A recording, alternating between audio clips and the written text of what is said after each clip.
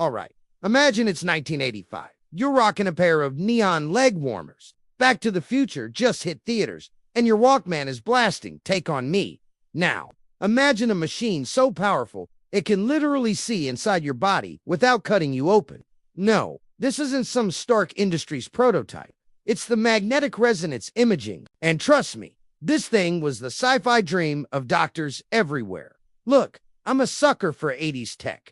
That decade gave us personal computers, the Nintendo Entertainment System, VHS tapes, and shoulder pads that could take out a small army. But one invention didn't just change gaming nights or Saturday morning cartoons. It changed medicine forever. Today, we're diving into the story of the magnetic resonance imaging, or magnetic resonance imaging, and how it went from crazy physics experiment to the diagnostic superstar of hospitals around the globe.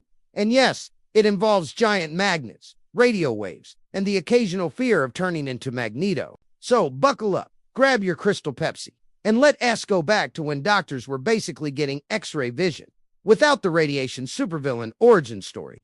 Here S the thing. The idea behind magnetic resonance imaging wasn't born in the 80s. Nope, it actually started decades earlier, in the late 1930s and 40s, when scientists were geeking out over a thing called nuclear magnetic resonance. Yeah, I know, that name sounds like the start of a Bond villain speech. Back then, the tech was mostly used for studying the structure of molecules, not peeking at your knee injury from that epic skateboard wipeout.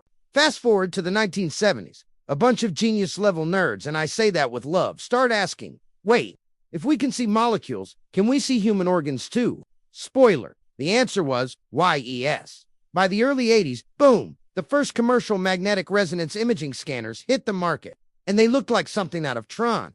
Big, white, futuristic tunnels that made patients feel like they were about to be cryogenically frozen for a trip to the year 3000. Okay, tech breakdown time. Don't worry, I'll keep it fun. Imagine your body is basically a giant sack of water molecules. Those molecules have protons, which are like tiny spinning tops with little magnetic fields. The magnetic resonance imaging uses a super strong magnet. We're talking tens of thousands of times stronger than your fridge magnet, that S, holding up your Top Gun poster. The magnet lines up all those protons. Then a radio wave pulse basically slaps them out of formation. When they snap back into place, they give off a signal. Computers, which, in the 80s, were less powerful than your smartphone, turn those signals into insanely detailed images of your insides. Translation: it's like taking the most epic selfie ever of your liver. Before magnetic resonance imagings, doctors relied a lot on X-rays or CT scans. Great tools, but they used ionizing radiation, which isn't exactly something you want to collect like trading cards. Magnetic resonance imaging changed the game because it could produce incredibly detailed images without the radiation risk. Suddenly, you could see brain tumors, torn ligaments, spinal cord damage, all with stunning clarity. Hospitals were like, yes, please.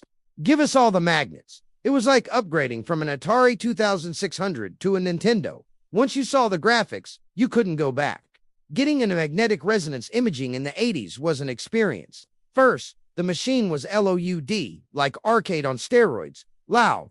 You'd be lying there, totally still, while it clanged and banged like a robot trying to play drums. And because headphones weren't yet blasting Spotify, some places literally gave you a cassette tape of elevator music to help you chill. And let us not forget the 80s hospital fashion. UDB in one of those backless gowns, feeling like you're in a weird mashup of E.T. and Miami Vice. The only thing missing was someone offering you a tab soda afterward. Fun fact, the original name for magnetic resonance imaging was nuclear magnetic resonance imaging, but they dropped the word nuclear because, well, the 80s were peak Cold War, and no one wanted to think about nukes while getting a medical scan. Also, magnetic resonance imaging magnets are so strong they can literally yank metal objects across the room, like Thor summoning Mjolnir. There are stories, and these are real, of floor buffers, oxygen tanks, even mops getting sucked into the machine. Instant nope moment.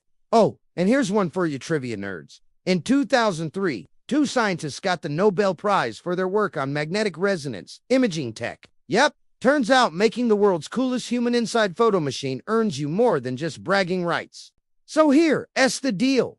The magnetic resonance imaging wasn't just another flashy 80s gadget.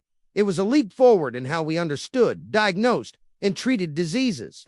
It gave doctors a superpower, one that's still saving lives today. And honestly, every time I see one, I still get that same rush I imagine a kid in 1985 felt the first time they saw Marty McFly hit 88 miles per hour. If you've ever had a magnetic resonance imaging, drop your weirdest or funniest experience in the comments. Don't forget to hit that like button, subscribe for more tech history deep dives, and hey, share this with that one friend who still swears the 80s were the peak of human civilization.